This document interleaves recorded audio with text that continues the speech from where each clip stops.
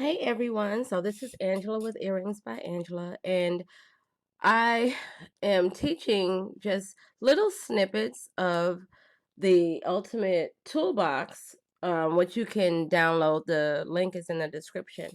And we're going to talk about wax cord today. So this is an example of wax cord, and you'll see that it's thin and it comes in different sizes.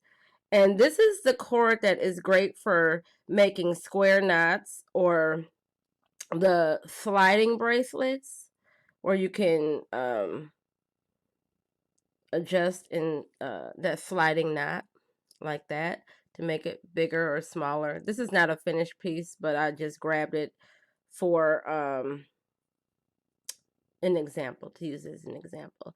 So that is how you use wax cord, and you can find this in, well, I got mine from Hobby Lobby because I love Hobby Lobby. Any creator knows that Hobby Lobby is an addiction, you guys.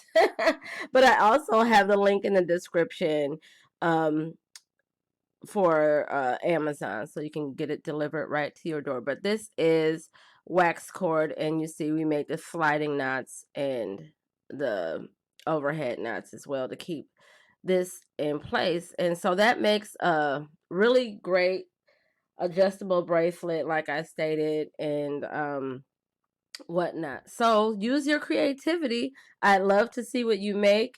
Join our Earrings by Angela Facebook page and post your photos there.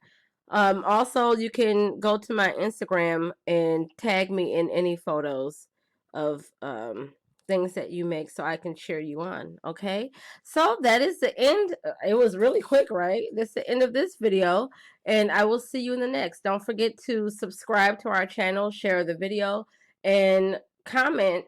Let me know what you thought, any questions, or anything that you would like me to discuss further in the videos, okay? Happy creating, you guys.